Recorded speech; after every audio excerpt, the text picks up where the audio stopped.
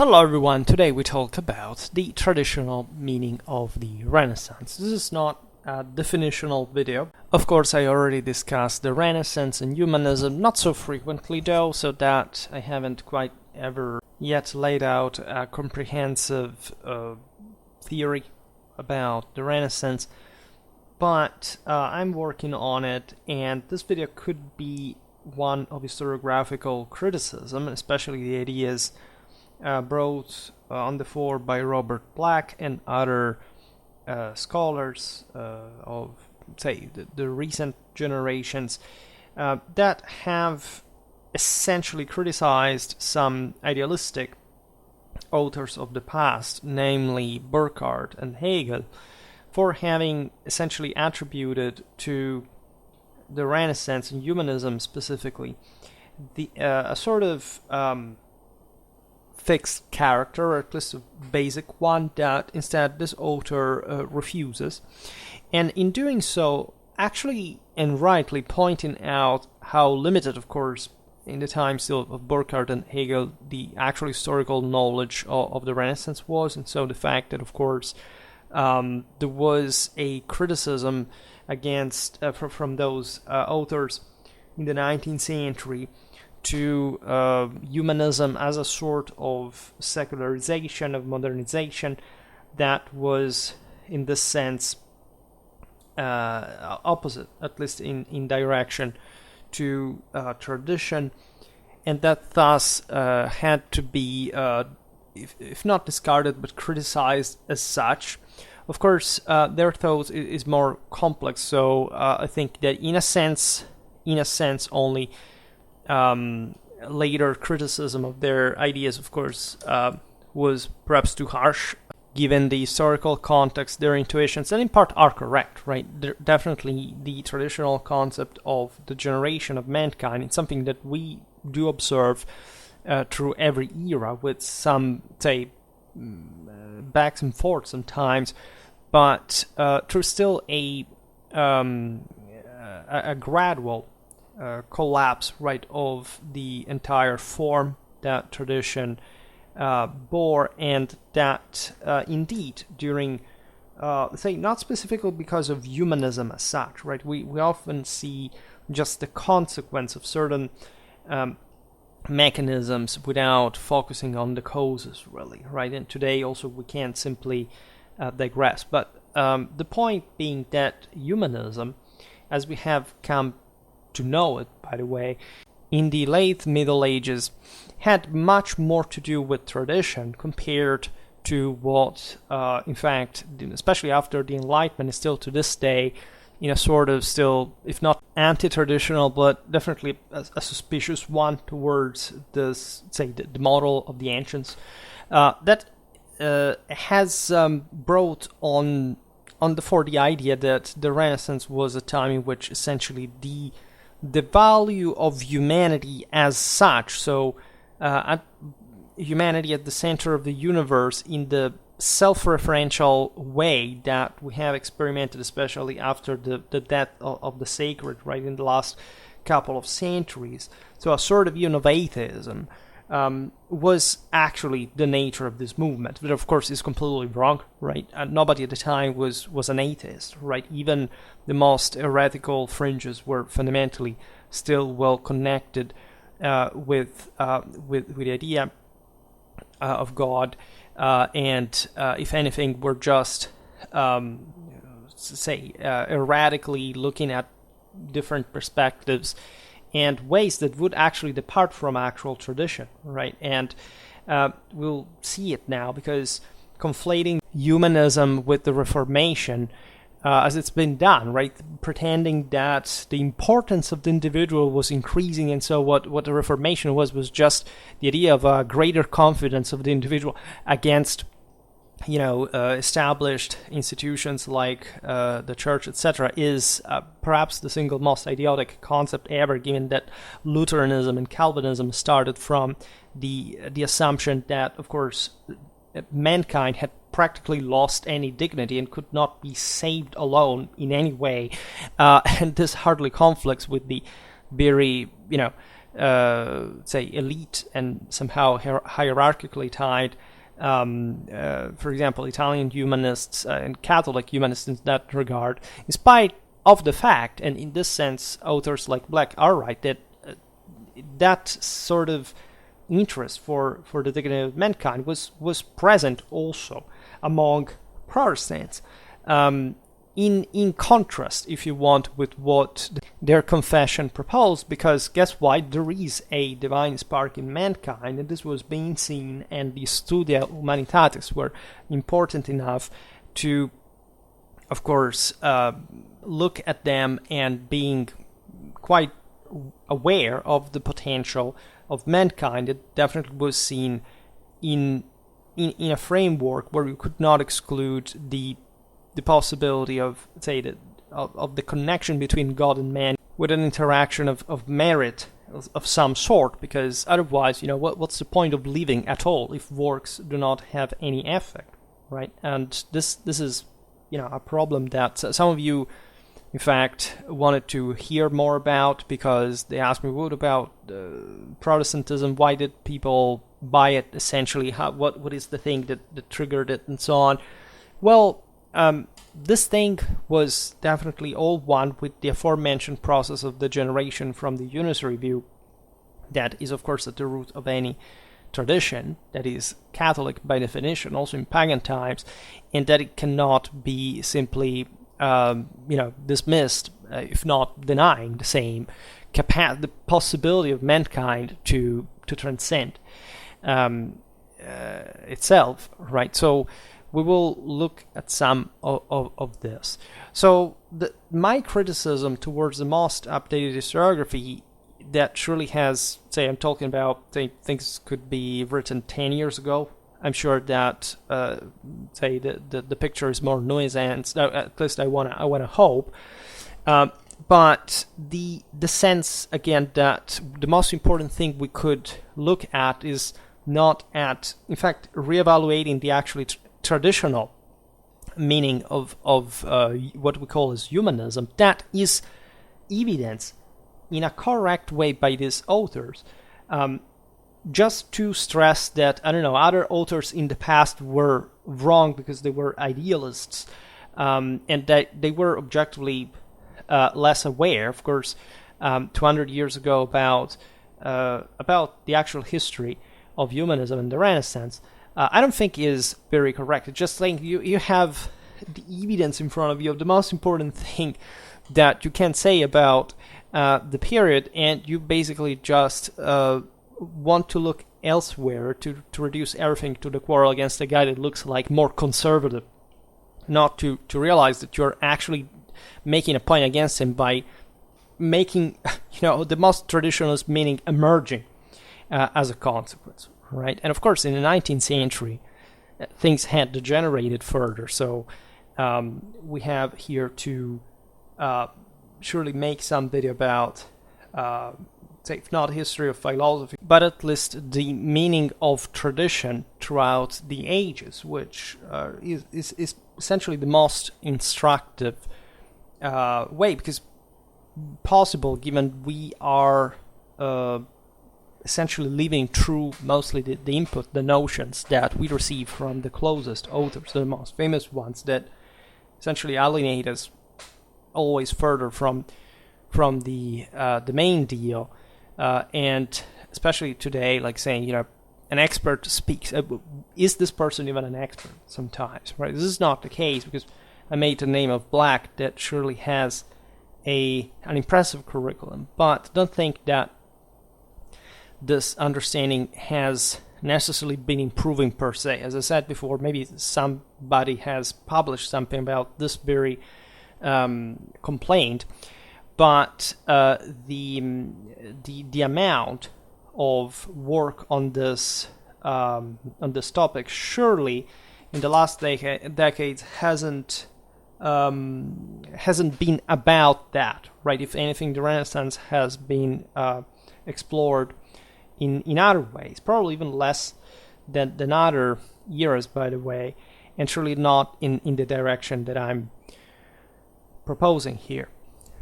So we observed through Black, by the way, the importance of Christeller's work that fundamentally pointed out how if we want to find a common denominator to humanism, this lays in the study of the classical works, right? So the old disciplines about morality, rhetoric, history, poetry, grammar. The idea, obviously, in a traditional sense, was that humanists were realizing, of course, that the classical world had been providing with this quite eloquent archetypal models that were closer to the spring, say, of divinity. That, of course, this was all accompanied by, in fact, a Christian view that, again, half of my audience will be puzzled to hear, as always, that was essentially the same religion, even though just calibrated in different ways, just like any other religion was calibrated in different ways, but actually having the same fundamental belief, and not in a sort of hippie fashion, like in a very concrete one that we will observe now, especially regarding the debate over the extent of the fall of mankind and the divine spark that still can be reactivated, let's say, within the same. Now, Christeller's work was one that criticized Burckhardt. That was the guy that fundamentally had just highlighted the idea that the Renaissance was a sort of just a secularistic and modernistic degenerations, that a bit like, I don't know, in classical Greece, the Italian humanism had been just about, aesthetics, forms, appearances, imagery, while morality was decreasing together with modernity and similar things. And Christeller comes up with the realization that, in fact, humanists were at large, and again, it's difficult to even, because humanism can be applied to such a large plethora of figures, but let's say the true humanists, the leading one, the actual founders of the same movement, were incredibly aware of the connection with that classical tradition, and that therefore the sense that everything was getting down to a sort of reevaluation of the fallen human as such, in a sort of ever more secularized and modern way, was actually the opposite of what was going on. It was actually the awareness of the possibility of mankind to transcend its dimension and pushing into a direction of into the direction of divinity. This was deeply felt among those milieu. And the reason why you actually don't have this, say, thought generalized also in our popular understanding of the Renaissance, if not without taking out the equation of God, is that these humanists were an elite, were essentially the only ones who were realizing with updated and finally, serious philological, historiographical, linguistic means compared to the previous centuries, had realized, had recuperated the actual point of the whole thing, that of course they didn't feel in any way in contradiction with their Christian belief, because as I explained, the reason why Christianity is there and is all about the different stages of human degeneration that had required the intervention of God, the sacrifice of his Son, and so rethinking the capacity of man to save himself, etc.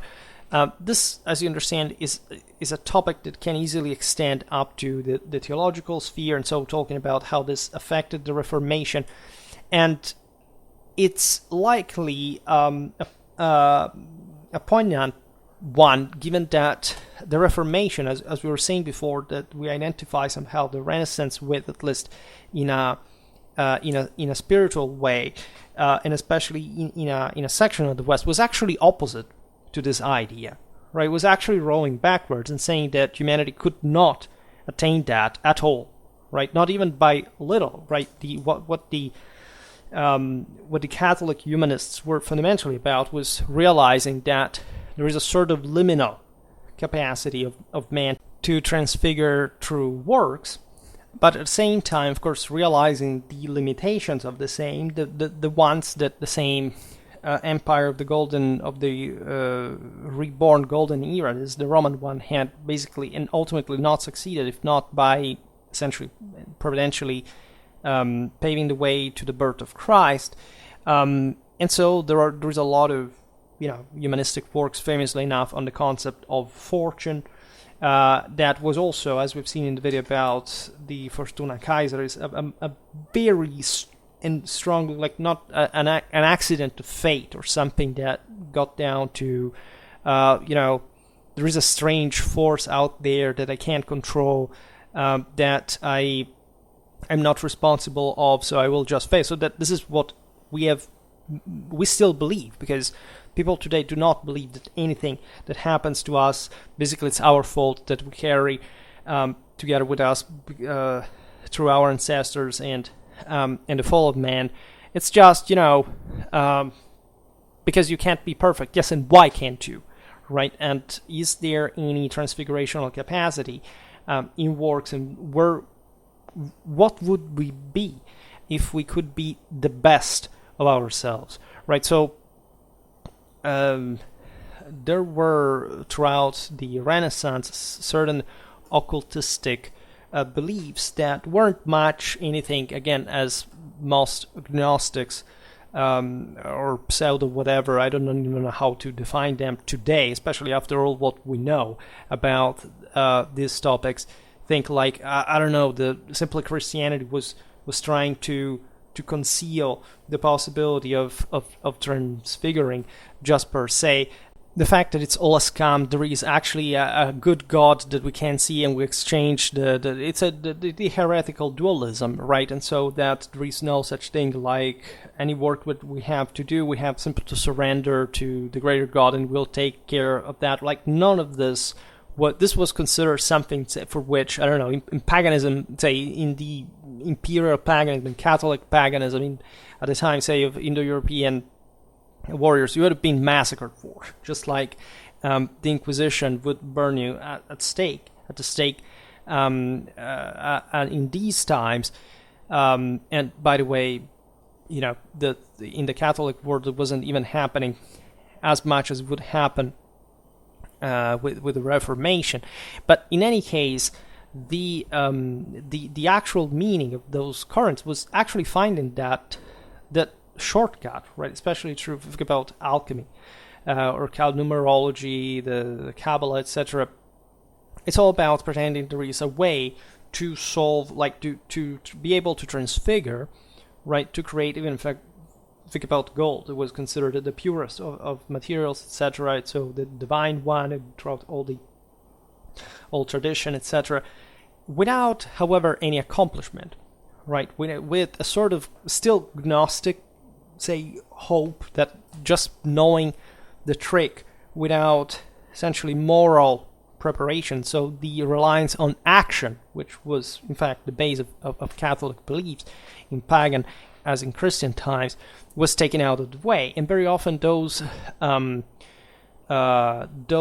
about the Rosicrucians, etc., were actually siding with Protestantism, so actually denying that same power of mankind, right, to elevate itself from its human, so dirty, literally from an etymological point of view, condition, right? So this entire story, it's actually much simpler than it sounds, but the name, the mere name of occultism or whatever, make people believe that it's all like, an either anti-Christian or anti-authority or whatever. It's about the common people. No, right? It's completely the opposite, and that's the reason why it was, in some cases, persecuted, and why, by the way, let's say, and generally speaking, the church, but pretty much everybody who had an education knew about, because again, it's the basic deal of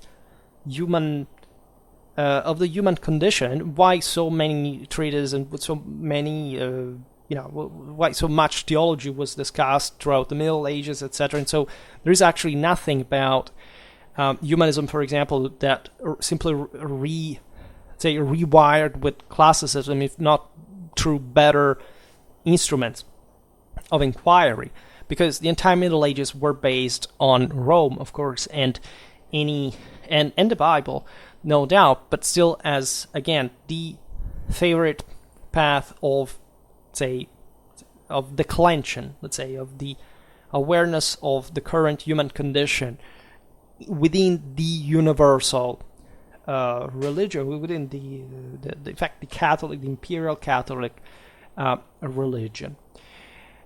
So why was Christeller so important in historiography? We've seen it in the other video I made about this topic, because differently from Burckhardt, he began to study thousands upon thousands of humanist manuscripts. Right, this is typical. Right, in the 19th century, were some men of great culture, like they're saying, Burckhardt could be, like philosophers like Hegel could be, etc. But they still say a lot of the work that was done in the same 19th century, in the same 20th century, etc., was not there yet.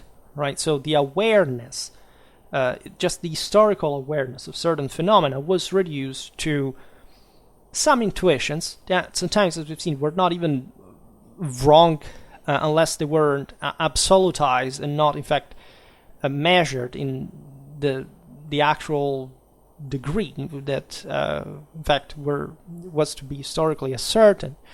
And then when you start reading these enormous, by the way, amount of humanistic works, think about the printing press, etc. So we are in a time in history in which things really become very, very difficult to dominate. I specialize, as you know, in the early 14th century, and I tell you that it already from that moment onwards, it starts becoming very difficult for a scholar to have like a comprehensive, awareness, domination, control of all the sources that were written at the time, even just for a regional, on a regional scale. You can imagine by the second half of the 15th or the 16th century. And in any case, there were great scholars who made the work. For us, Christeller is one of them. And he, of course, was at that point, it's a time in history, right, in which there was a sort of criticism of the myopia that had been evident, right, at that point, to those who began to read more, to know more about the sources, etc. And so he began to express the idea that on the basis of a few texts in the past, a view on the Renaissance, that after the Renaissance, by the way, had been built up in mostly in this sort of a Burckhardian or idealist fashion of the general phenomenon that had been somehow simplified per se. Right now, in a traditional way, of course, form needs to simplify, right? But you can't do this if you don't actually have the substance to model in that way. So if you just base yourself on a few sources, it's just like, I don't know, yesterday we made yet another battle video, and I explained to you why you must study all the sources on that battle, because of course some are not particularly important, but you still have to be aware in perspective with those of how, in this sense, even more important certain works really are, and also being able to appreciate their historical depth exactly and very often for the complexity for which they stand out as opposite to the others, right? So it was very easy in the 19th century to make the parallelism, say, with ancient Greece, the sense that visual arts such as in the Renaissance, were just the fruit of, say, sclerization, materialization of thought and action that expressed a sort of powerlessness of mankind, as opposed to, say, the most action-based medieval knight of the 13th century, right? But again, you have always to explain why that had come to be civilizationally, and you can't quite see in these movements, like the Humanism or the Enlightenment, just say either a bad or a negative or a positive aspect. There is the good part of them and the negative part of them, and very often people, say biased people, tend to emphasize either one or the other, just by excluding the other, by saying, this period as a whole was bad, right? I, for example, had in the past also the idea that humanism or the Renaissance were somehow bad, right? Because, or also the Enlightenment for that matter, because they were somehow more hypocritical, more anti-traditional, more, even if because they were, say, especially humanism, more elitistic at the end of the day. And the same Enlightenment, paradoxically, was elitistic when you actually observe what was the for example, the encyclopedistic purpose to lecture others in that way. But there is in the same tradition always the need to explain why something succeeded, right, in the history of civilization, why power increased during these centuries in Western Europe. And so the fact that even though, yes, the awareness of the sacred may be dimming in the heart of man, still what succeeds cannot but do so in a traditional sense, right? And even the sense that there is a sort of evil that increases is still because of the risk intrinsic in wielding a power that you do not know how to handle much yourself, but still going on with it anyway. But that power is God-given, because there is literally no other space for this in the universe. And in the same way, you can argue that there is no such a thing like an accomplishment without tradition. Sometimes this power can be increased by, say, the fact that we are more, right? Like in mass society, right? It produce nuclear weapons and things like that. But you cannot, in this sense, unsee the civilizational value that has a traditional sense of rigor, discipline, of authority, of value, of reason, that when especially it is coupled with virtue, with faith, right, with action, with strength. And we will see this better because humanists believed exactly the same thing, so much that they gave it for granted, right? If you read their works, they actually say it openly, but people have been somehow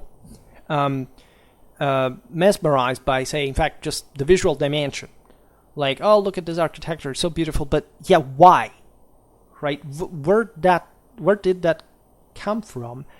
And you can find the answers reading, studying, which, needless to say, people usually do not do, right? So we live in a world like the time which you could say, oh my god, yes, they just like to watch at paintings, but they didn't understand much of the actual meaning of the same, because there is something there that manages to transcend even an explanation. That's because it's loaded in universal value, and of course it really connects with that spark of divine that is present in every human, after all.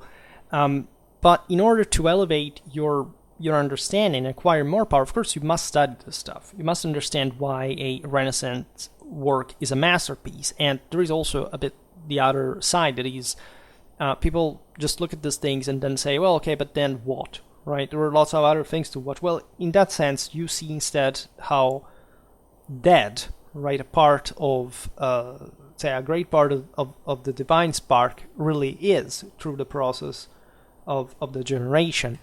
And so how people cannot distinguish, I don't want to make specific comparisons, but I think that between a Botticelli and a terrible contemporary, say, art that is not even art, if people knew just what the etymology of the term really is, I think highlights I could go on, but it's important to fix this essential concept that I think is clear at this point, right? So it's always vital to explore, to know, right? And in order to do that, you must have a virtue of some sort, right? It's never about knowledge. Otherwise, everything would reduce itself to a Gnostic heresy, right?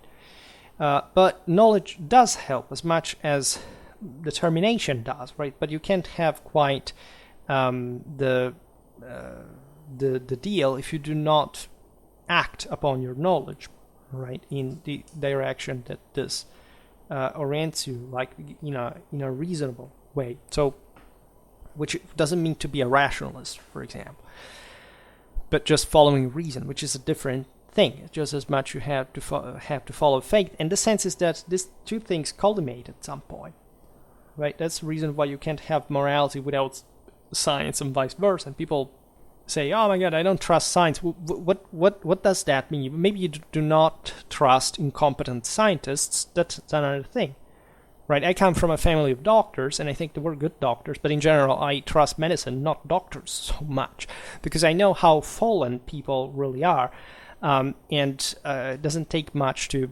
realize what all the consequences can be practically, and so that makes you aware of how responsible you are for yourself, first and foremost, which is the basic traditional principle.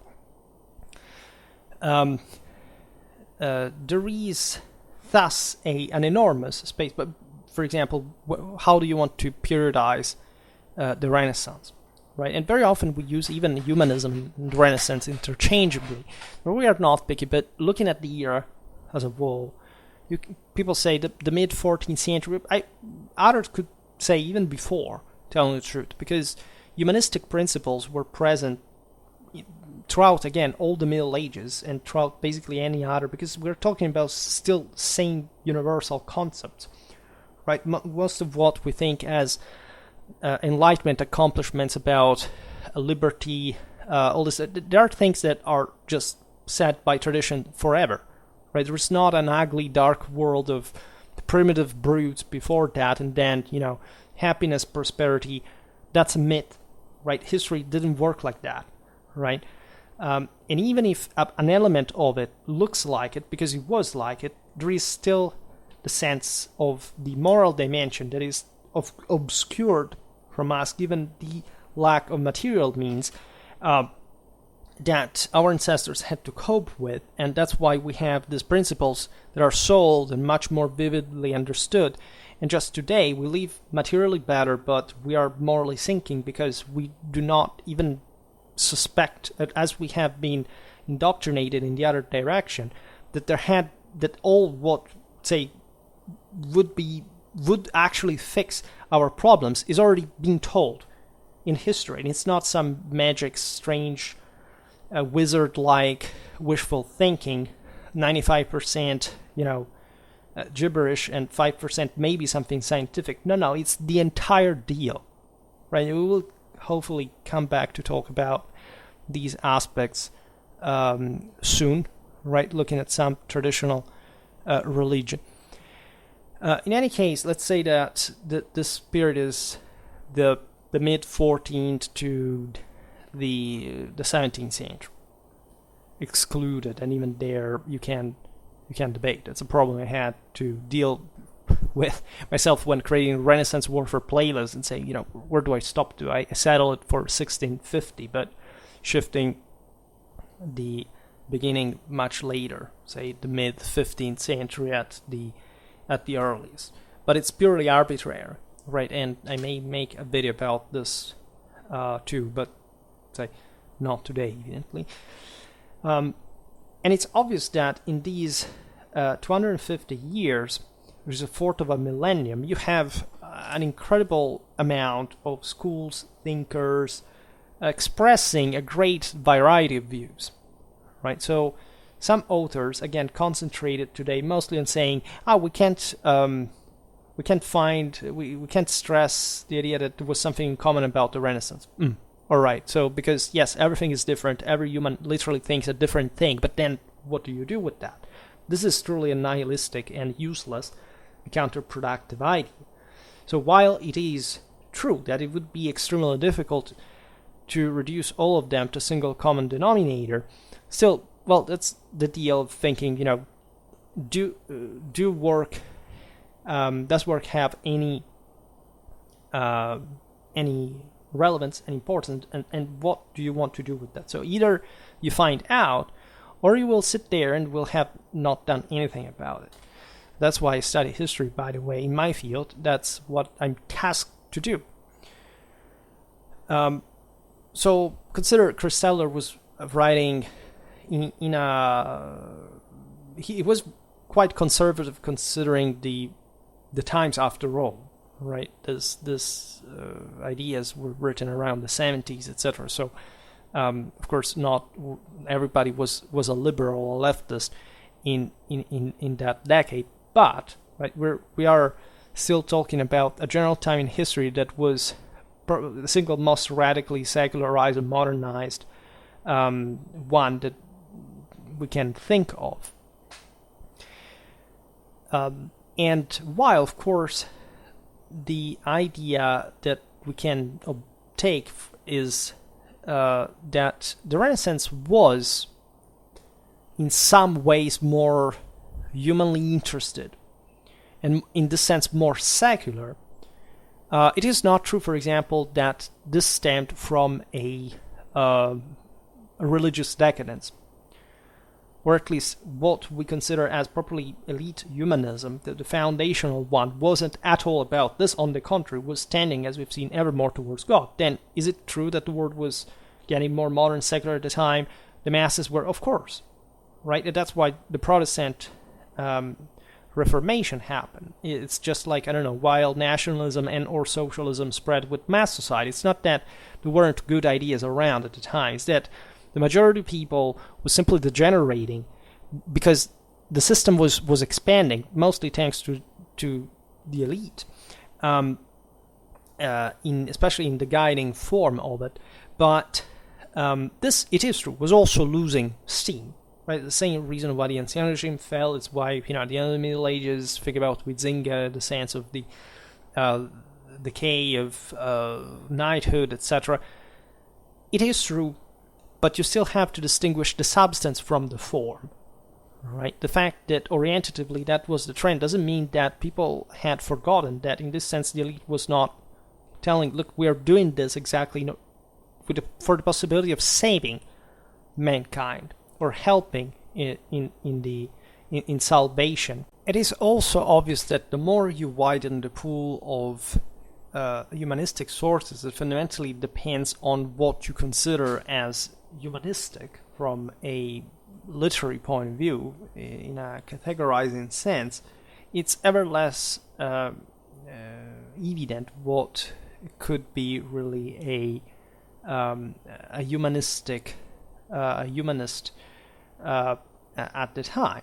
But this, of course, is a relativistic concept because, it doesn't mean that what the majority writes is really the most relevant or the most obvious or the most meaningful or the most correct, etc. All right. So there is, of course, a conscious borrowing from the classics, the Bible, patristics, and other medieval authors, right? There is surely, this is a thing that is often thought like the humanists did objectively create the, the Black Legion of the Middle Ages, but they weren't quite doing it, first of all, without studying, learning, and having great respect for medieval authors. Right, so extremistic ideas are, for example, the concept of Gothic that is made up at this point is just because of some author that came up with that, and then we said, oh look, this guy said it, but if you ask the greatest humanists, of course they were all about medieval sources that they liked, and even if they hadn't liked, they would have used anyway. If you look at Honorius of Autun, Peter Damian. I made a video about Peter Damian, and you understand from his theology why a humanist, given what we said about the debate, about the potential of mankind, right, and the divine spark in humanity, is so relevant, right? Hugo of Saint Victor. There are arguments, of course, that are debated, such as God's choice of man for the incarnation. That has to do with the very reason why, of course, there is a human centrality in the universe, as humanity is superior to creation. It has been entrusted to it by God, right? So the idea of the creation of man in God's likeness, or man as the binding force of the universe, is a bit the pivotal point. I mean, it's about the bridge between divine and human, between, let's say, the issue of grace, works. You understand how all the issues over which Reformation and Counter-Reformation were fought on come from, right? It's all the same old meaning, from the Roman apotheosis to Christ's transfiguration and resurrection. So this is the entire deal. How can you say that? Of course, there was a distancing, right, of humanism, just concentrating mostly, like it is actually happening today, on the mere fact that whatever you feel like, for example, the more degenerated you are in whichever moral issue, and the least pressured you feel, and so the least capable to achieve you are. This was absolutely not thought by the true, say, the early humanists, because these were people that were working essentially in the courts for the elite. They had a devastatingly advanced education that we will talk about at some point, just individually, right? It's not about, like most people in mass culture, where of course there is no sense of what education actually is or does, thinks that, I don't know, these guys just studied philological stuff, and that's all what they knew. Now, they were researching. There is literally a transfigurational mechanism in these acknowledgement, in the pursuit of this deeper understanding, through what? Through history, as we will see, through the same history of religion, through theology, and this is what man changes like. It's not about choosing, I don't know, humanities as opposed to scientific subjects. This is about, first of all, these people studied everything, right? They were polymaths, and that's what I identify in a more, in fact, selective, elite way, actual humanists, not every guy who simply, I don't know, was writing with a classical sounding Latin prose, right? That can be considered as a humanist, but it's just when you extend, let's say, that definition from a model that was much higher, humanly speaking.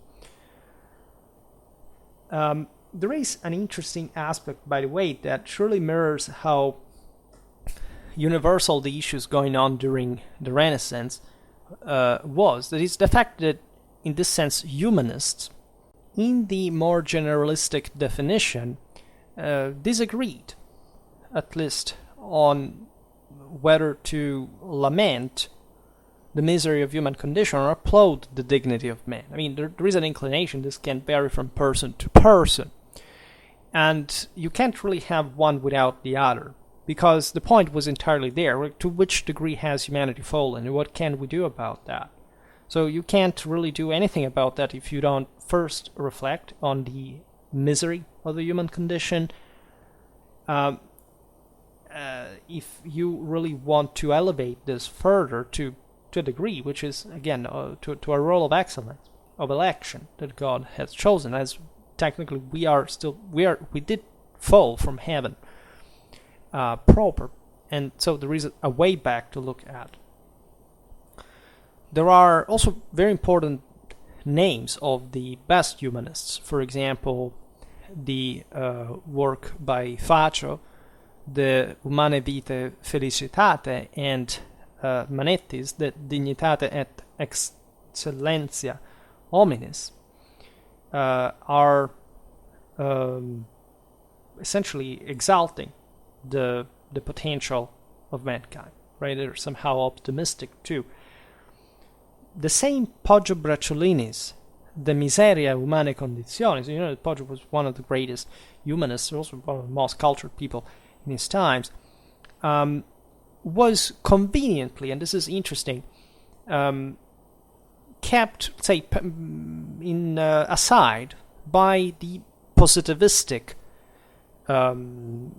celebration of the Renaissance. That is to say, in our later centuries, when we decided for, again, that sense of humans are prevailing as a mass of people, equality, whatever. So you would pick the works that essentially point at the dignity of man, and you would pass over in silence the ones that actually stress instead the misery of human condition, like literally in this case. And this is extremely serious, because even as a medievalist, when I have met countless people, and I think this is essentially believed widely, that actually see the Renaissance as a moment in which the average person acquired greater liberty. Now, as I was saying before, it is overall, of course, debatable how much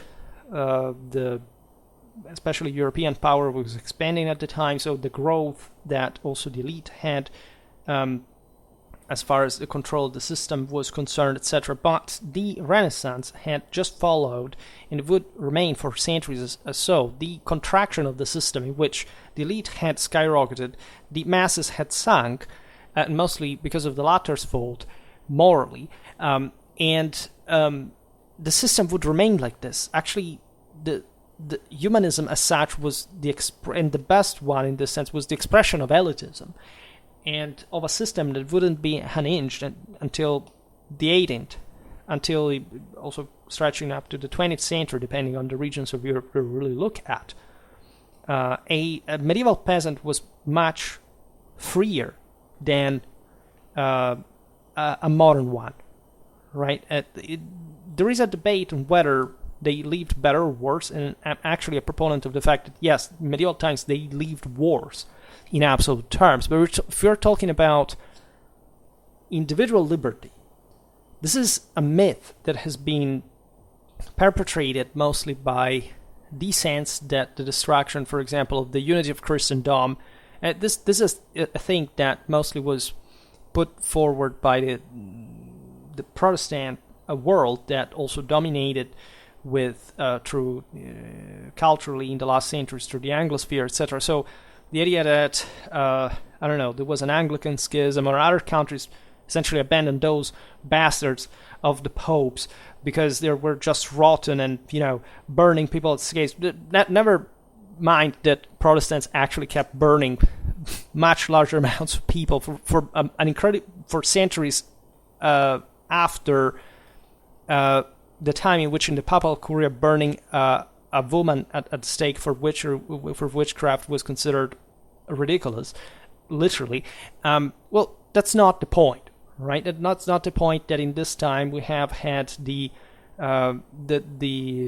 spread of ideologies like nationalism and socialism, that the sacred has basically disappeared as a consequence. We live in a fourth estate mask society. That culture has dramatically sunk. That, of course, even if you look at the more aesthetic dimension of art, etc., compared to the Renaissance, everything has been somehow disgusting, or at least falling from that idea of primal perfection and absolute universal meaning, etc. It's not a positive thing that people began to think differently and managed to live like that, because the effort to make a joint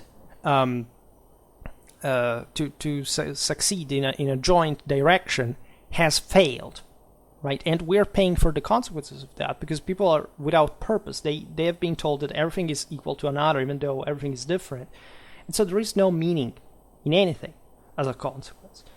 And the only things that improved our lifestyle are the ones that in fact were based on hard working aspects that were dramatically driven.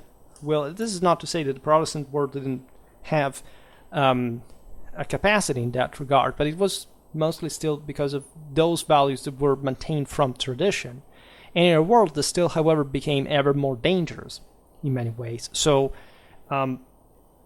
this is actually, like, just from looking at how Bracciolini's the Miseria Umane Conditionis was passed over in science, they can't tell you how much have been... You see, these are the actual conspiracy theories that are true, right? This is the actual... Well, look, here nobody maybe even plotted, but there was somebody who was exposed to a knowledge that they didn't like, and rather than fixing their cognitive dissonance, they decided simply to get rid, to unfocus on that thing. And you can easily see it from all the times in history, or the topics or whatever that are not fashionable at some point in history or another. You understand why today there is this enormous emphasis on equality but diversity, and so this thing that doesn't make any sense. And of course the idea that somehow, genders exist. I thought that only adjectives and animals at best, but not even, right? Could be thought as gendered. There is only sex, and say if you had asked a humanist about that, there would have not been any doubt about the archetypal meaning of that, because it was not a wishful thinking, but it is how the entire history of mankind had thought in the same identical way, the same thing, because it is the one that the more you go back and the more you build up, the more it makes sense, because it highlights the world in its differences for what they actually are, not for what you wish them to be without any actual purpose, but flattening humanity further so that the world... Everything will collapse, but essentially you will not make anyone capable of any achievement on the base of their nature.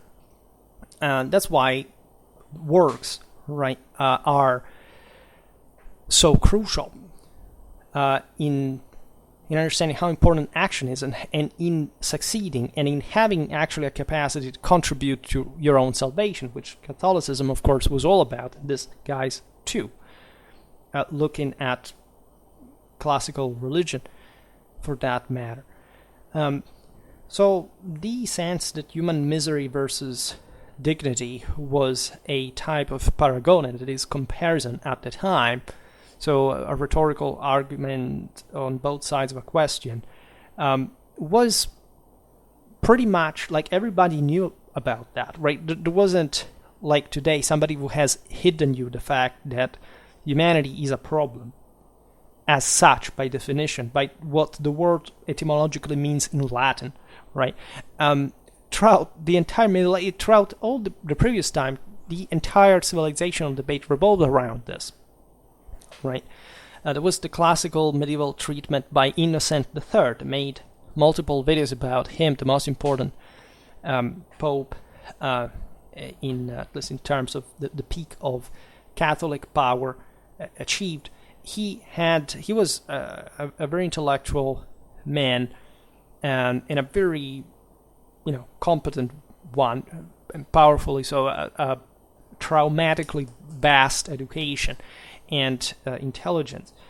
He had not been able in his lifetime to deliver his promised treatise on the dignity of man to complement a work that was called De Miseria Humane Conditionis, which, surprise, surprise, is the same title that, as we've seen, has been skipped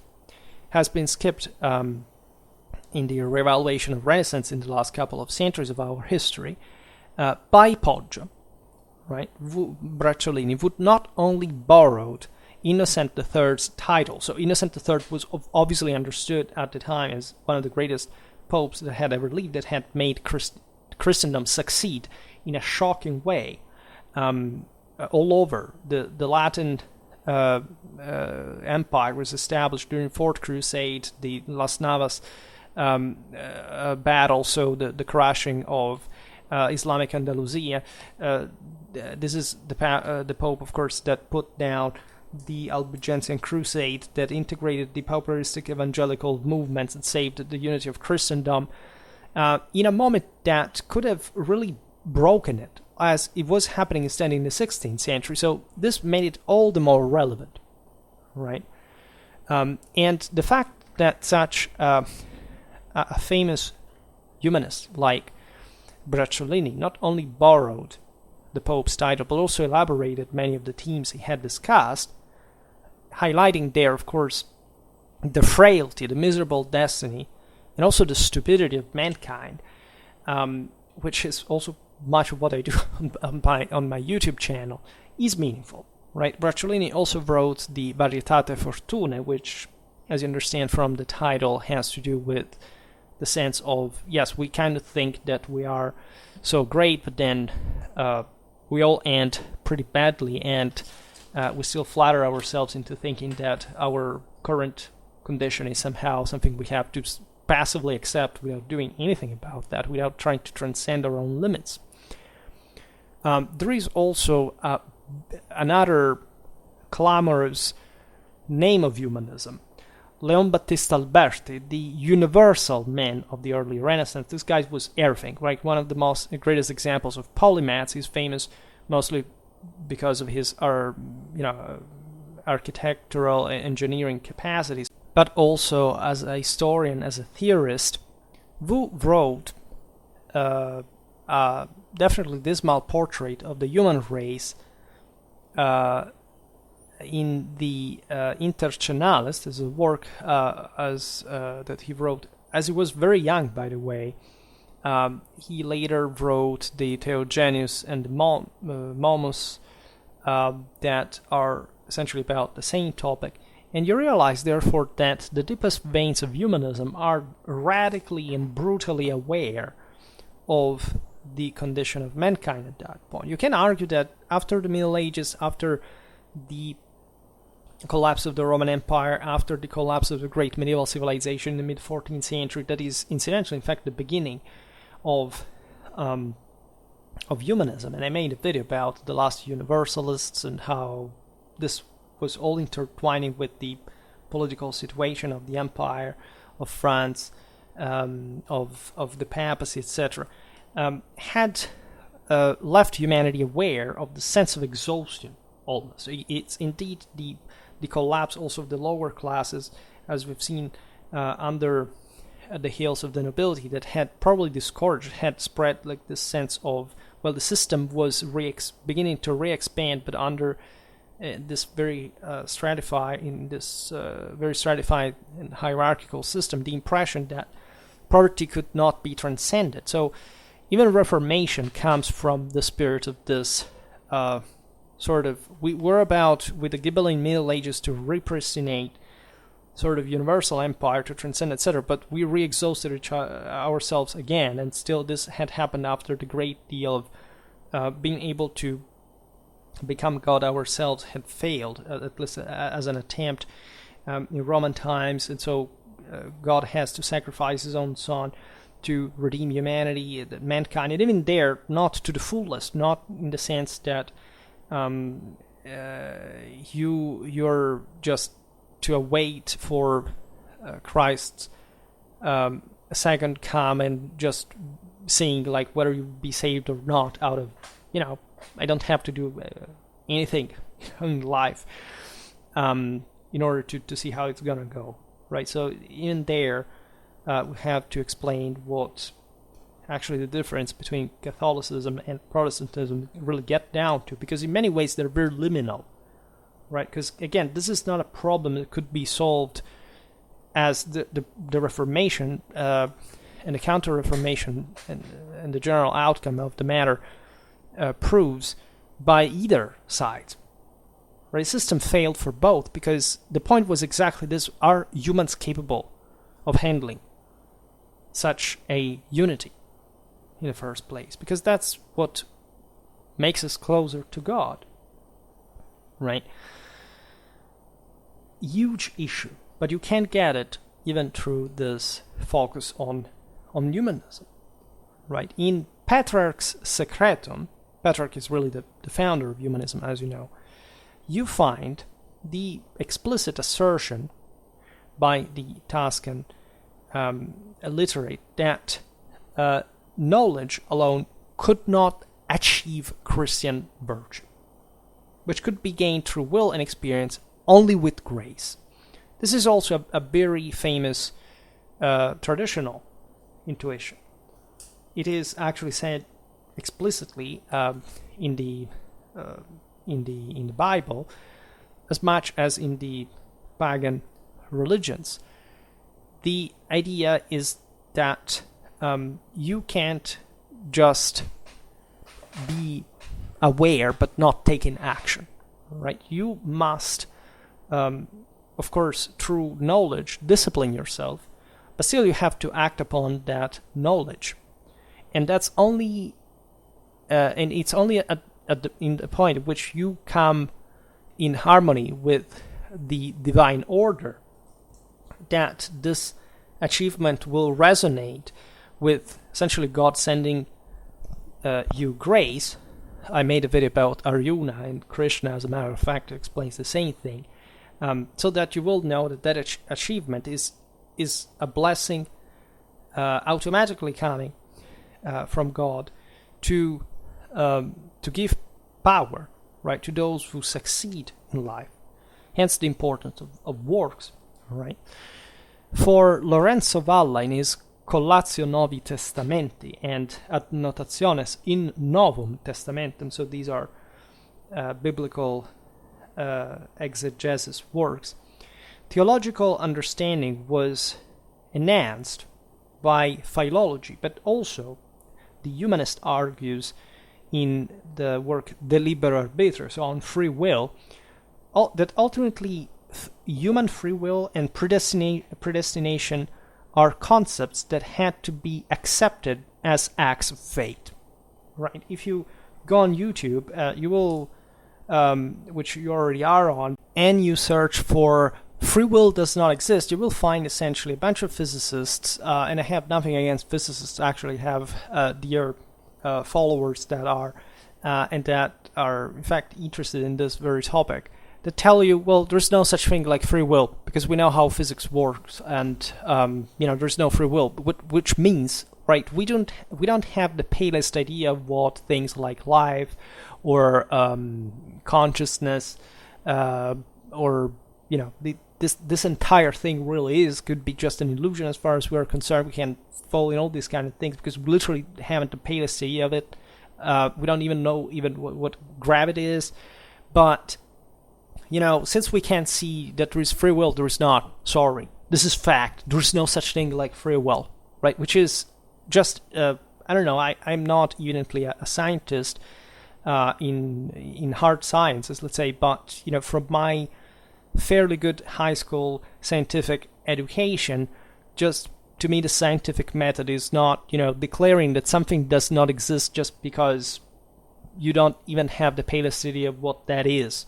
Right, and the actual insight that existed at the time, that everyone with, in fact, a moral and scientific education of even late medieval times understood, is that obviously the concept of free will and determinism, predestination, to say it in a more traditional way, are compatible with one another.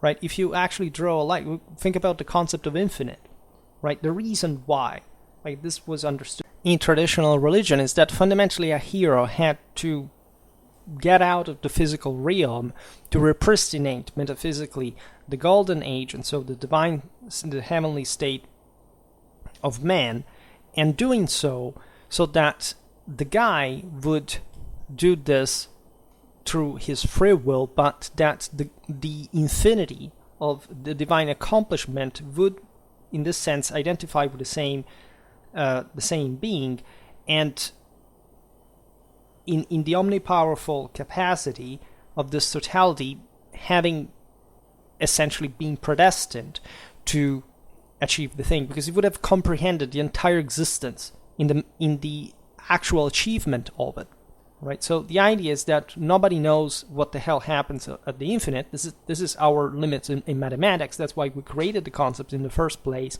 and this is the same identical one that every single damn religion believed for millennia without any form of deviance whatsoever, right? And today we live in a world in which basically people will get sectarily indoctrinated without any kind of comprehensive and complete education in all scientific branches, can simply tell you, well, look, free will does not exist because I don't see it.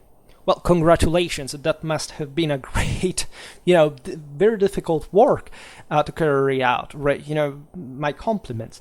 And dispatching this as essentially, if you believe the opposite, you're just some sort of threat to why. And do you know why this is the case? Because if you actually start making people believing in themselves, in achieving and accomplishing, other people are going to feel threatened by other people's accomplishment. We live in an age of paranoia, weakness, of frailty. People don't want to see others succeeding. They prefer to make everything collapse, including themselves, rather than accepting that they have to move their ass to make anything work. And this is the actual reason why these ideas are not there. It doesn't even matter what it's physically demonstrated. It has nothing to do with it.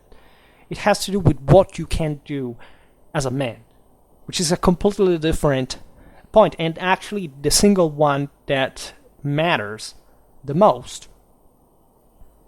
Because reason and knowledge for how important these are, and this manifests themselves in divine perfection, in the way we have come to acquire, which is through the scientific method, is essentially, say, the product of the fall, in the sense that before we would have been aware in the first place. Instead, the kind of knowledge that we had to reacquire is because our sins have buried it through a series of misconceptions and of fear, fundamentally, and presumptions about things that we do not have the palest idea, so that if anyone comes up with an idea that is not demonstrated, is mocked. And this is not to defend people who just think astray. This is why the Inquisition rightfully burned people at the stake, because that's also a thing. You must have a scientific consensus and knowledge and whatever. But it's also from the other. It's always double threat, right? It's also from the other, the way we basically today cancel people, right? Even the ones that actually say something pretty obvious and self-evident per se, and that in any case can explain it, because that's the thing, right? This is not just physics is important, maths is important. You cannot be a believer if you do not know these things, but this is a product of the fall, right? You must learn these things because something wrong happened with you and your ancestry, and now we have to relearn things from a much lower position than the one we were in before. This is what tradition fundamentally says, right? It's just a patchy mean to that at some point we succeed in, to the extent that still because of our sin we use it as an excuse to cancel the sacred, right? Not understanding that the two things are perfectly complementary, just as something, in fact, as we have been convinced, paradoxically opposite, that is free will and predestination. Now, it would take just being open, right? You don't have to believe that such things exist. This is not a video that has to encourage underschooled people to pretend that they have that their opinion has any relevance whatsoever just because they exist. We do not know what to do with these people. They're completely useless to our purpose. Here we are making the point that in order to discover that the true heart of scientific sap is realizing that there is always much more to know than anything we know.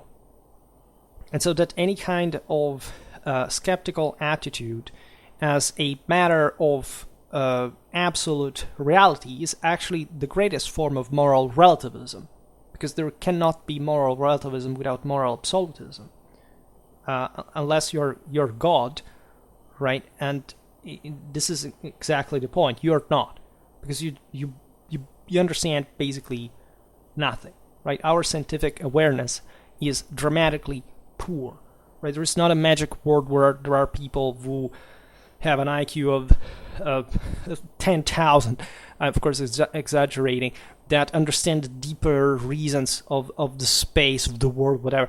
It's just common people that analyze data that are of the same complexity to handle with their brains than, I don't know, the one I do while I write an article on how, 14th century infantry is fought, right? It's not that much of an achievement. There are no A series and B series traditional subjects, and you should learn from the humanists that were true polymaths. And of course, a person without humanistic education or scientific education is completely useless, morally speaking, because you cannot have one without the other. Instead, we are basically celebrating this sort of sectorialization and hyper-specialization without even the single most basic moral and scientific education in at least a bit of all the fields, right, that is necessary. It was contemplated, in fact, by the humanists coming from classical education. Was comprehensive, because it was understood that without that you couldn't quite make sense of the complexity of the universe. Now, another fact is frequently overlooked is the relation which would develop between humanists and the Reformation in the early 16th century. We already said that, right? So when you look at Luther and Calvin, you cannot deny that these people were essentially destroying any human potential and dignity. It's literally their doctrine, right? If this what it was said really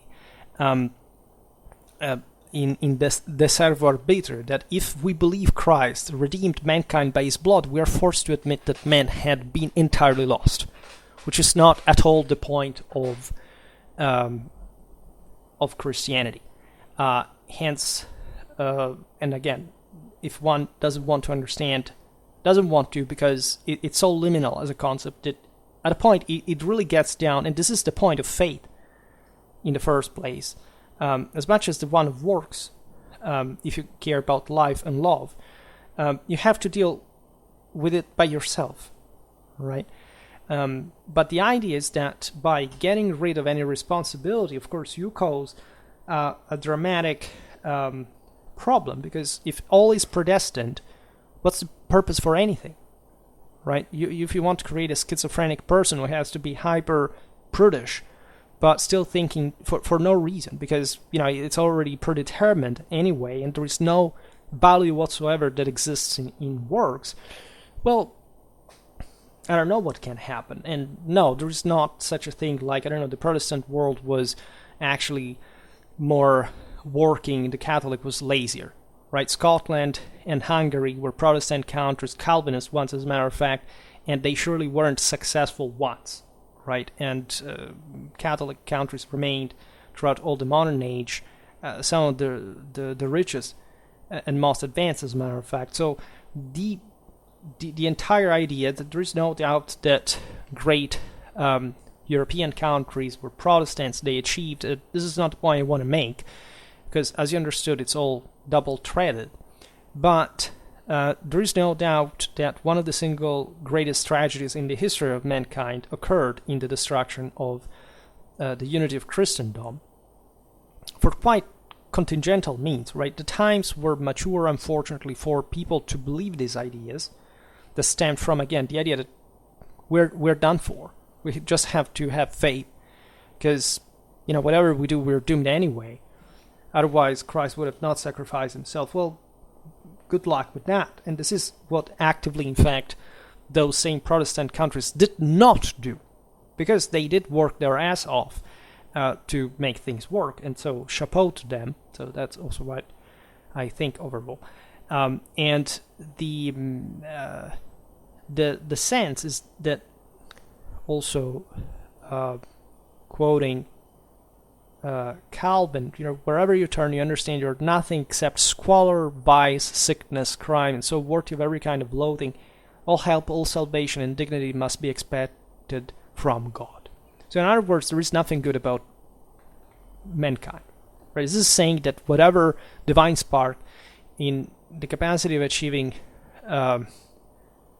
transfiguration is completely lost.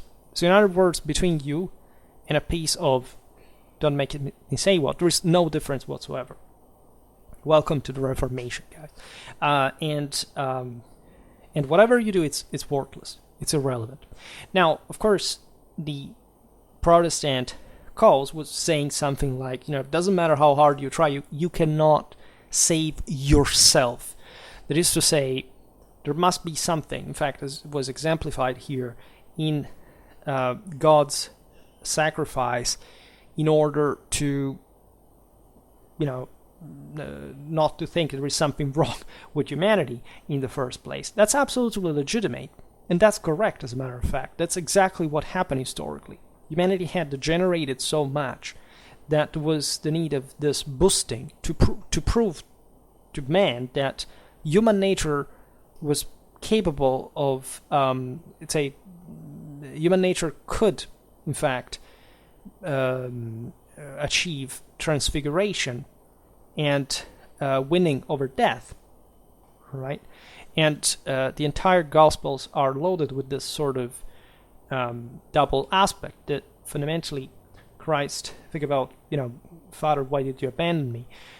That's, if you want, the ultimate failure of mankind. But this was, in the self-sacrifice, still sufficient, because it's happening at the same time, to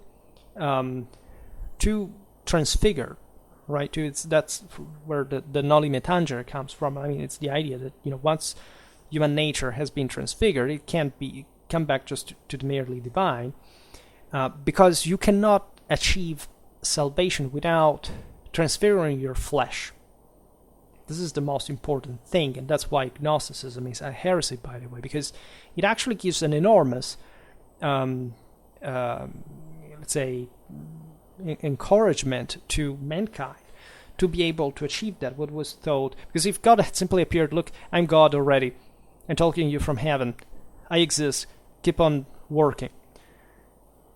This was something more. It was not just the sacrifice of his own son and the vindication in front of a fallen world through resurrection, but it was more specifically the achievement of a man like us,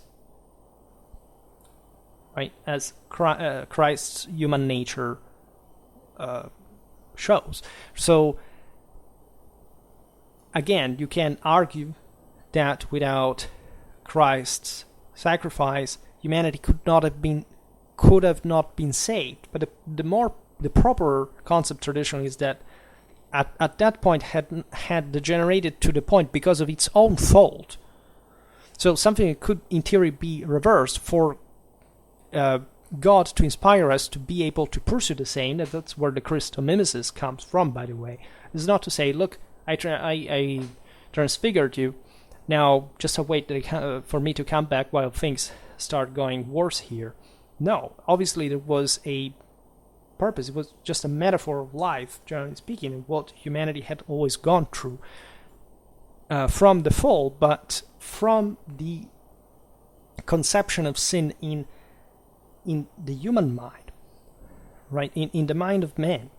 And so not something, say, attached to you like Gnostics things by an evil god that wants to make you feel bad about yourself, but your failure, right? Your fall from a condition of grace due essentially to fear, to paranoia, to have conceived that you can be mortal, and so having incarnated the celestial vault, due to the mere scene and thinking stuff like that. Because when you start thinking like that, it's over. Like, at least you're going to cause a damage that can simply be washed away. And this is why also Christ's resurrection has such a deep value in the whole thing. Now, so you understand, obviously, that Lutheranism, Protestantism are traumatically at odds with the concept of Renaissance humanism. And the way this was also obscured historiographically to pretend that instead, our team had it right in some way, even though it just preached against actual accomplishments of which today we are proud. I'm talking about Protestant world. I mean, the Protestant world has at heart, legitimately, and I wholeheartedly shared that, their achievement culturally, right? But if the actual founders of that confession were speaking exactly against that, what is that you were actually following if not the opposite in tradition? And one way this was masked was to, for example, say, bring on the fore a figure like Erasmus of Rotterdam, who was actually Catholic. You could have not had it differently, but still was critical, of course, of the papacy, etc. All the reasons that definitely had brought also those institutions to decay, because otherwise the Reformation would have not taken place. But still, it here embodies the North, the Dutch world, this sense that was the one that was booming and that would boom later, a great humanist, right? Except it's just a big scam, right? Just a radically undereducated person can somehow mask the fact that Erasmus, in this sense, had nothing to do with the most evident repulsion of the reforming leaders towards any kind of work by the actual definition of what their confession was about. So, what we see actually is that countless Protestants, in spite of their doctrine, were also humanists, and more precisely, they continued to be humanists, right? Because this thing of humanism, of course, bearing the sense of again a sort of an optimistic take on humanity, surely was, in this sense, perhaps a way of hubris, right? The idea of saying, "Oh, we are so great, like we do today." It is a symptom of modernity, of secularization, but it's actually saying, well, humans can do lots of things, and we can live in a better way. So we're technically ever less aware about the concept of sacred, also because as Protestants, evidently, they didn't understand deeply this thing, or they were just lying to themselves to buy the two things, because there was a lot of political convenience at some point. But they denied, in fact, that belief that works were useless. And bear in mind that Christianity, even in the fullest Catholic belief, is, of course, presents a model that is really challenging any form of earthly attachment whatsoever. So, of course, no Christian has ever lived up to the legacy of Christ effectively. It is also not true that Christ was one of the first communists, man. That has nothing to do with that either. But, of course, the degree of spiritual and ascetic, reaction that, of course, the entire Christological meaning has, it's something that calls to a radical change in human civilization that has never fully happened. It is true that we are that fallen, we are that degenerated. So it's difficult, not in that sense, not to sympathize with the Protestants, but it's a dark thought that basically kills, that insists in sin by killing further essentially any possibility of coming out of the fear that we self-induce to fail, while we actually have that divine spark that can transfigure us through God's grace that is given to anyone who accomplishes, as the traditional meaning of all religions in Europe had since Indo-European times had always been about, right? So we must be violently careful about this, because it's not just a thing that you can simply bypass or overlook, but saying, oh well, it's not that much. No, it is that much of a deal. It's a huge problem.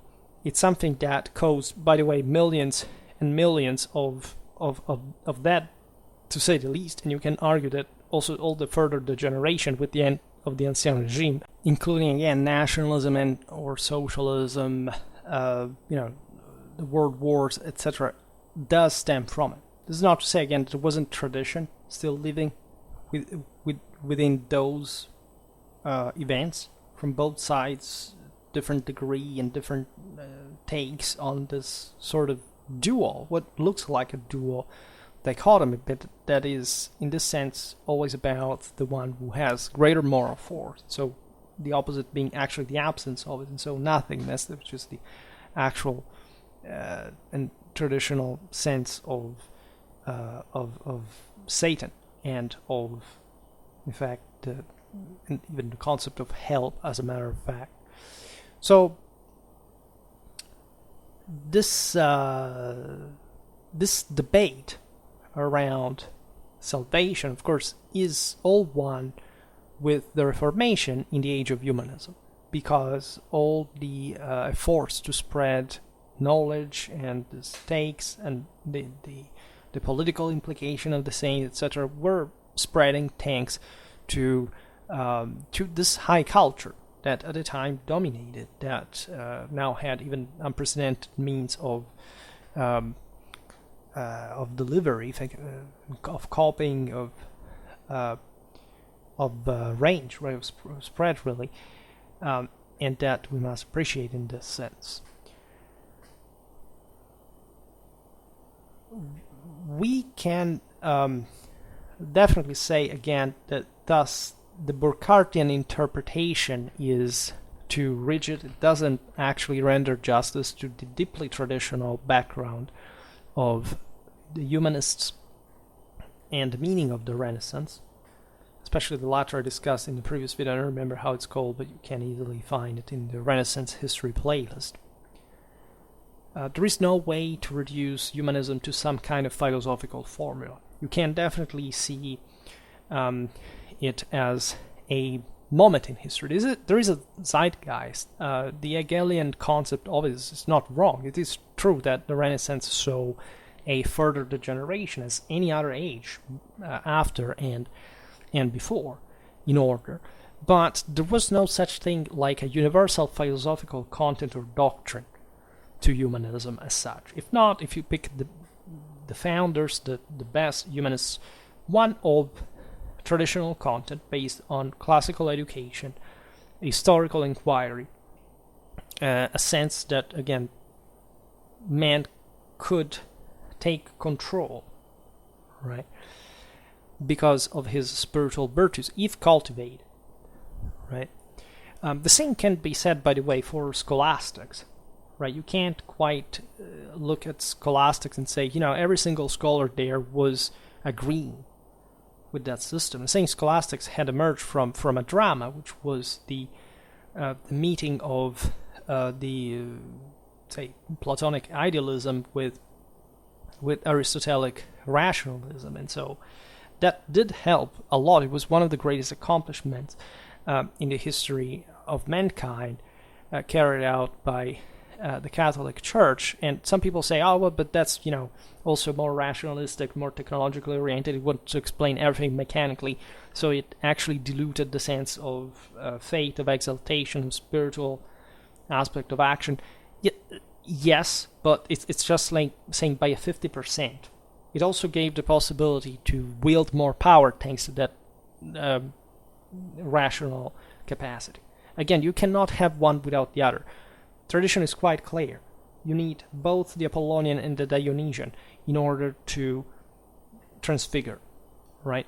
So it's what eventually single humans do about it that does matter. it is true. In the 13th century, the world had reached a peak and was to go down again after an age of great wealth, the great expansion of great medieval civilization, because people were not up to it. But it's not scholastics that made it, if not still in the sense that every person is responsible for reacting to a certain thing. And scholastics was just a medium, but it didn't have per se actually a content that was dangerous. On the contrary, was pushing further up a quite advanced, comprehensive vision of the world that basically no other was never reaccomplished later on, right? There's never been historically, after scholastics, a comprehensive view of the world, formulated even just by purpose, that could satisfactorily explain the world, and being fruitional, because through scholastics, of course, great part of modern, say, what we call modern powers achievements. Think about the great Angevin, Papal, Neapolitan alliance. These were the centers in which statecraft was born, in which bureaucracy was born, not in the 18th century, right? So this was in parallel with a great achievement that had been, by the way, at the expense, for example, of the empire. What was the traditional force of the empire there? It's all about those who are in charge, if they are strong or not. And in all this, even in these quarrels, still the system declined for everybody, right? You can't say, oh, well, it was, I don't know, the Guelph's side. It was the fault of the papacy, right? Those, the empire and papacy were supposed to work together with one another and to re-achieve the divine unity, right, on earth. That's indeed, they were both faulty in that regard. Because it's about the people, it's about the humans, right? It's them who should succeed, and instead they fail. But the institution is provided with a divine mandate, right? And you must respect it, even when humans fail, right? Today there is a dangerous tendency to say, okay, well, we have corrupt politicians, so it's better to destroy our state. Are you brain damaged or what? Right, so your failure not to be able to have decent politicians who are exclusively the direct and total reflection of yourself. Actually, politicians are often better than the average person, because politics always embodies the most rational element. I'm talking about politics for real, right? Not just, I don't know, if you have a demented president, it's, there is a state that is working behind them, and that's not even just fully that in the first place. So you can't quite complain about, I'm a failure of a human being because I can't earn enough or have enough. Well, welcome to life. Welcome to reality. Who are you going to blame, right, for that? Are you going to stamp your feet like a socialist and claim that people have to maintain you parasitically just because you breathe? That's not how this state that was created by, in fact, people to try to live better was created for, and it's meant to do either, right? So, unfortunately, this stems from the complete lack of awareness. It's mostly also lack of education. There is no doubt. Knowledge does help a lot. But it's also because we soften up, because we became too reliant on that system. But doesn't mean that a system is wrong in the metaphysical meaning of the same. You can't reach God if you do not have a civilizational capacity, right? But unfortunately, moral relativism is rampant. I mean, there are countries that's root, say, people that root against their own country, even in favor of other countries that are inferior to theirs. So we do arrive to this. Why? Right? Fortunately, these are the people, by the way, who have also less power in reality. They are the ones that we're talking about before, that prefer everything to collapse rather than seeing other people being successful in that. Right? And they do not question why they are there. They just want to see everything destroyed instead of being better people themselves. As we pointed out before, there was a lot of civilizational continuity in humanism from the Middle Ages, right? History, for example. We, of course, see that from today we cannot digress simply on it, but that from humanistic times, history was better made, right? There are some steps in the history of mankind. I work with also lots of those sources, as a matter of fact. And I can, because before we do not have that much, or at least in the same way. And it is definitely true, however, that, in fact, much of the philological work of the humanists still rested on medieval accomplishments. Right, again, the classical interest, the capacity of writing a good Latin was very advanced also in previous centuries. History was, if anything, a different view of looking at the thing, also a more comprehensive one, a more, say, the one that could be achieved through more tools that were not available before, greater amount of texts, manuscripts, translations. People worked in order to accomplish that and to achieve that. And a lot of that work had been done by early humanists that lived in the heart of the Middle Ages as such. The same Petrarch that founded humanism, ideally, was a guy who, besides his literary work, was an imperial and papal ambassador, but that in his travels around Europe, he went for, literally, he hunted for manuscripts, the cathedral chapters, etc. And he could do so because he was essentially maintained at court, because he could dedicate his life to learning. And he was thankful for that in the first place. And so he achieved what he did in many ways, and hoping to create a more standard way of, for example, of writing, of standards, also of Latin quality in writing, etc.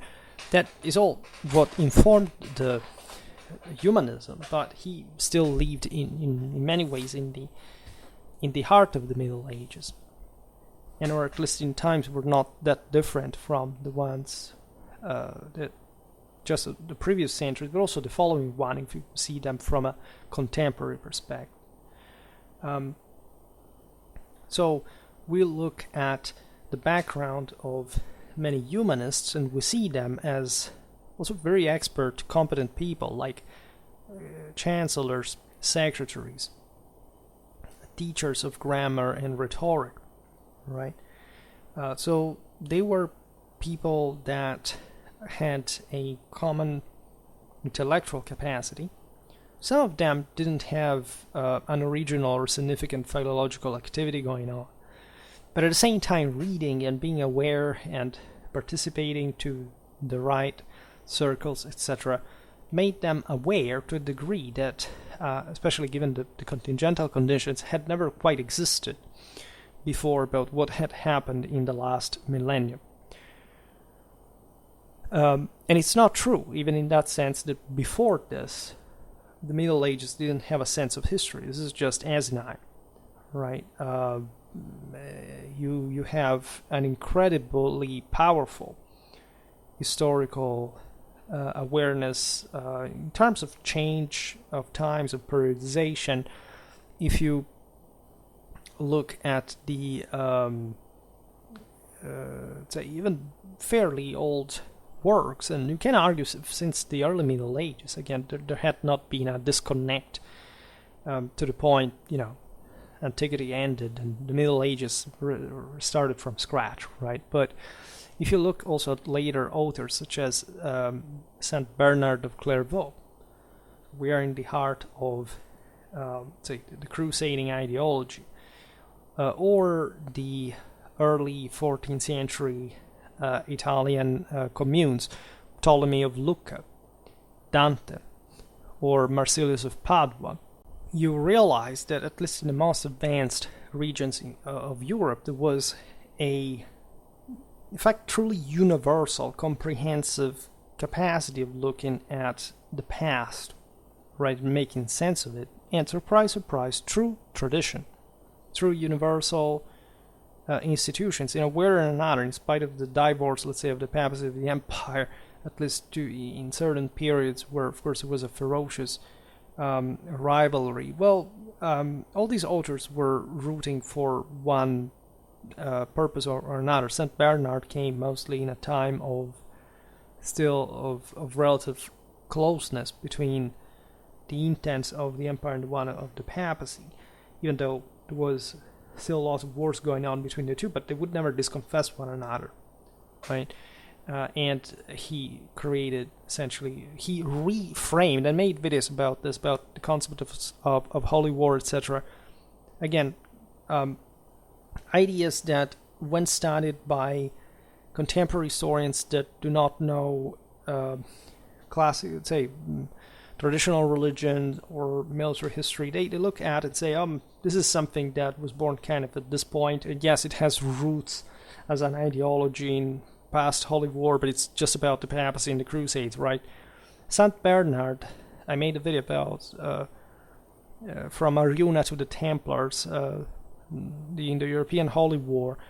It was just re-expressing the same traditional concepts of holy war that existed literally in the same identical fashion from millennia, and that we now observe, because of course it was declined in a French crusading sauce, right, at that point, but still was prevalently universal.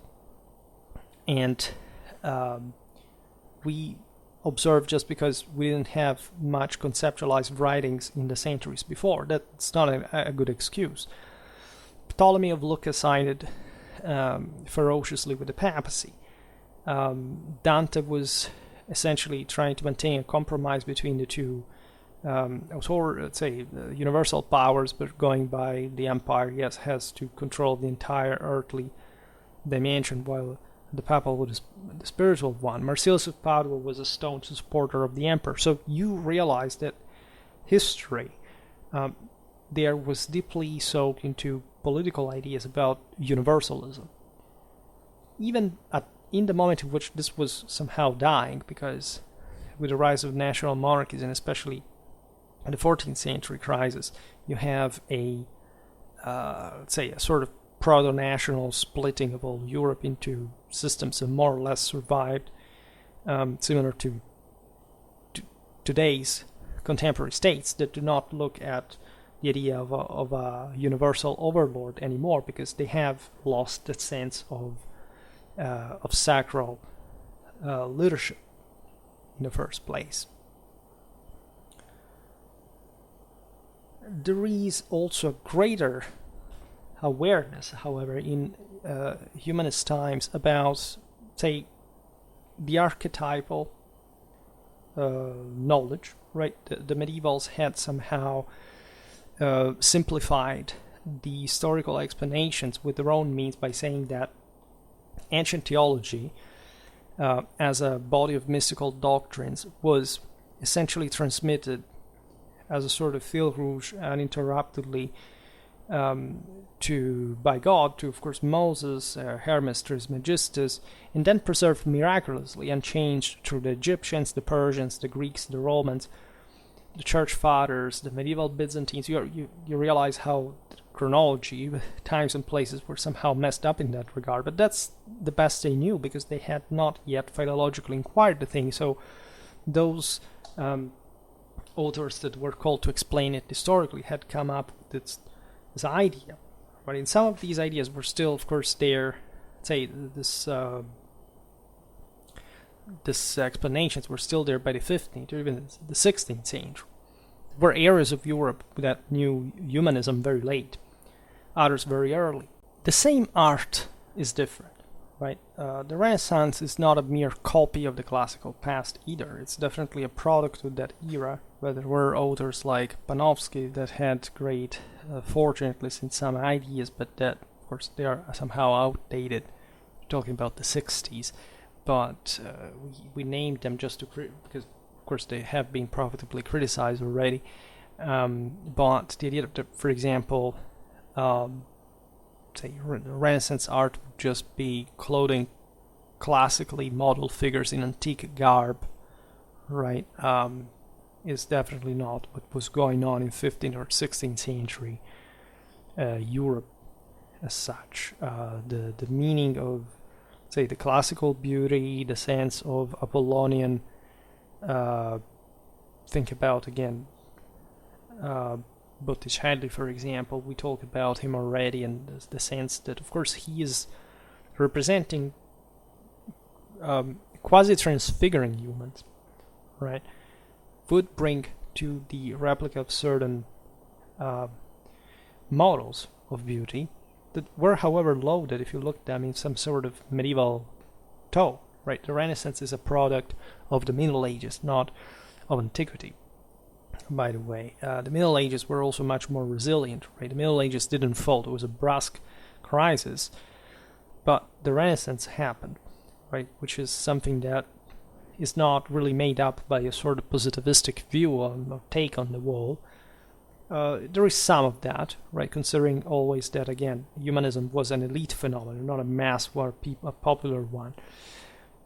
But surely we see something very different after the fall of the Roman Empire, at the end of antiquity, at least to a degree that we don't observe later, right? It was just a different system with different breaks for crisis, let's say. There will be a lot to tell about art now. We can't quite digress on either, right? So why we talk about scholastics? There were authors like Petrarch, Leonardo Bruni, Lorenzo Valla, also Erasmus of Rotterdam, that famously criticized scholastics because of that sense of rationalism. So already at the time, it was actually Neoplatonism, was the big deal, especially from the Florentine philosophical circles that spread eventually this further awareness of the. But first of all, scholastics is not devoid of that. Bernard of Clairvaux was just the previous century, and that was full Neoplatonism, we can argue. So if you look at the aforementioned Poggio Bracciolini, that, as we have seen, criticized the misery of the human condition, well, he said that Aquinas had been, a great guy, fundamentally. He praised and admired him. And so the idea that this decline of humanity had happened just for mere introduction of reason, per se, is not quite the case. You need both, again, to transfigure. Then there were various reasons for thinking this or that about. If you must pick the single authors and understanding why they thought what they did, right? These names all come from quite varied backgrounds, by the way. Petrarch was working for the papacy, but was mildly empire-phile, let's say. Bruni also came from the wealth world, but was somehow already more idealistic. The same can be said about Valla, in a way. It was, however, was a papal humanist, the same one who debunked Constantine donation. He was paid by the papacy actually to do it, just to say that they weren't so hypocritical as we thought. Erasmus belongs to a world that is starting to complain again against, with a reformistic background, against the sense that now the papacy had fixated the Aristotelian Ptolemaic system, etc. So that's another thing we have to talk about. Of course, there had been escalarization in some environments, and that's what gave rise also to reaction, etc. But we should understand always that none of these authors was either just fully for one side or the other, right? And sometimes they're even ambiguous, because as explicit as humanists can get, they don't necessarily speak about the whole thing, right? In in all the fields that they are approaching. The Florentine Chancellor Benedetto Colti showed a renewed interest in scholasticism and in natural, speculative, and metaphysical philosophy that he thought to be useful, so that he praised many scholastics. Think that he rejected Cicero. So this is a bit atypical for a humanist, given that the Florentine predecessors of Occulti had definitely assigned to the Arpines the highest rank among philosophers. So this is enough to tell how individual tastes could vary indeed, because we are all different. We all have different ideas about these things for different reasons, by the way, and we may also be misunderstood at some point. And in occultist times, there were individuals like Alamanno Rinuccini, Donato Acciaiuoli, and the same Marsilio Ficino that shared those beliefs as well. So you see how varied these environments really were. So the Studio Humanitatis, the idea that this was at best what we can call humanists through, to a very specific set of works, of classics, right, is essentially a good one overall. The presence of Latin literacy in general was more broadly a sense of a humanistic background, right? It was important because many places in Europe, like Latin, had been, yes, the language of the church and treatises and so on, but vernacular had, spread earlier, especially in the areas that had been more distant from Romanization.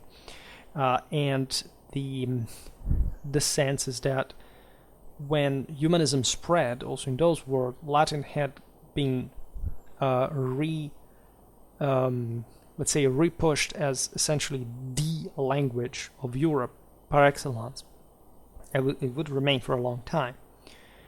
Of course, modern Europe began also to read and speak Italian. That would remain until the 18th century, in fact, the language of the continent. But Latin came first, as far as especially the official works really were about, and so the other accounted just for the vernacular, right? So here we're not talking about all the other literature that existed next to the humanistic one, but there is no doubt that the Latin works constituted still the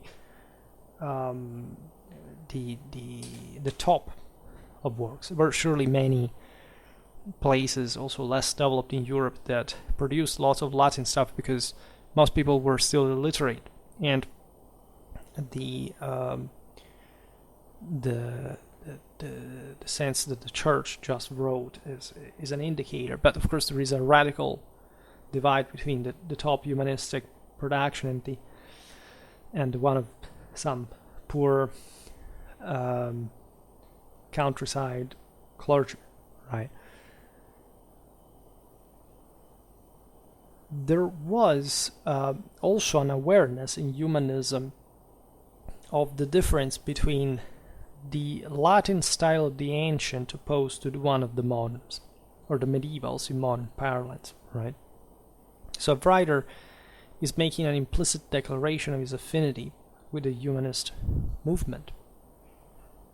This definitely requires an awareness of themselves in relation to another time through this, again, problem of what had happened in between that, of course, does exist from humanistic times. Again, we start having the aforementioned historical awareness regarding the necessity of reconstructing more properly the sources, to trying to understand their primary meaning. There is some sort of commentary on them.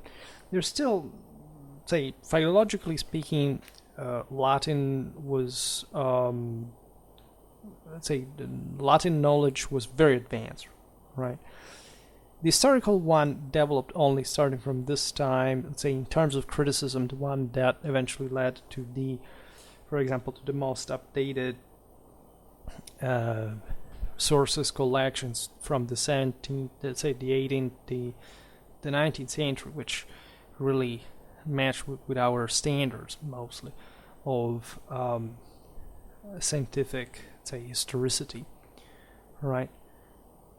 So in many ways, humanism is something on its own, but it also is unavoidably connected with the past. Both things are true, and this makes it all the more aware. Like the same classical past was aware, for example, of future readers, right? If you read Seneca, if you read, I mean, those are works that were meant to resonate not just because of vainglory, but because of real awareness of the universal meaning that we're transposing. You really read people that are trying to answer questions that are the same one we pose ourselves. When you look at the most mature examples of humanism, like Machiavelli, that was not particularly even humanitarian, as you understand, or conventional, right?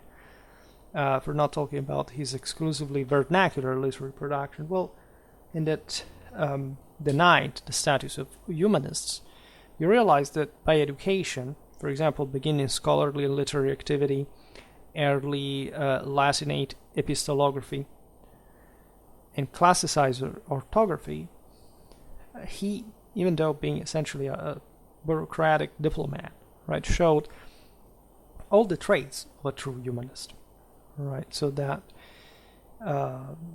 he was appointed as a successor to other humanist types, such as Alessandro Braccesi's second chancellor, and definitely his Florentine contemporaries regarded him obviously as a qualified humanist.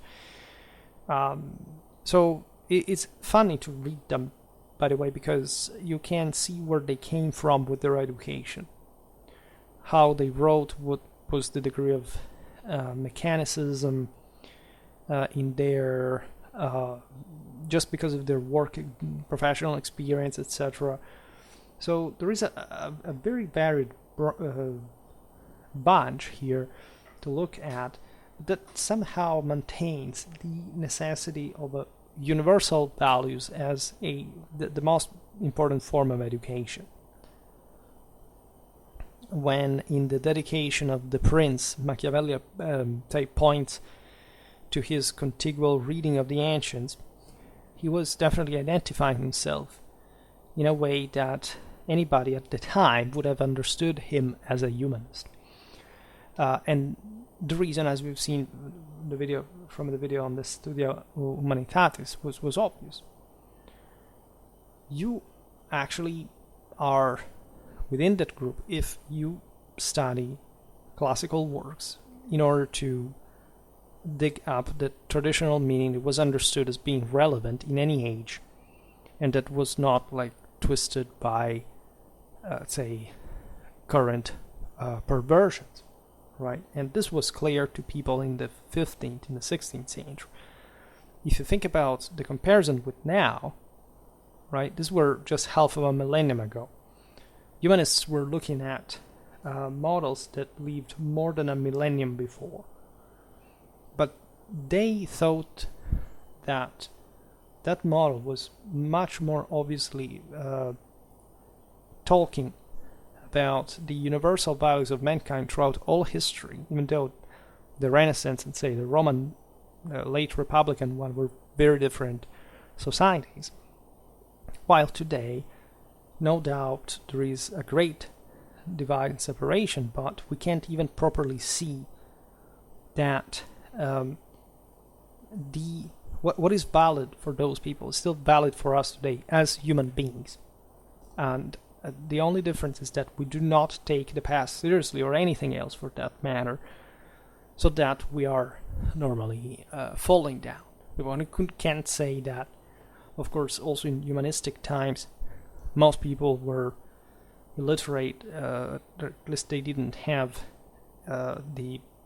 properly the awareness of the humanities. This say, activity was relatively new and elite, right? So we are so unaware today also because we descend from those masses of uneducated people that were schooled just in the last couple of centuries, and that haven't had the capacity of developing yet a consolidated, deeply ingrained, strong cultural capacity, right? We're just literate, we know a lot, generally speaking, but it's all without form, practically, without standards, without sort of, serious enough, properly of technical, scientific rigor, right? It's just whatever you feel, and there is a lot of effort to make people just do whatever they feel like, because any form of application would challenge others otherwise, and so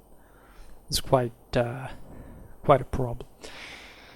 Now, I'm glad to be talking about humanism and the Renaissance, because I came a long way, I think, myself from the beginning of the channel regarding these topics. I hope that we'll keep talking about this stuff again. We will be talking likely about early modern history, especially more often in the near future, but I stick to the cycle, otherwise we're just always touching on the same topics.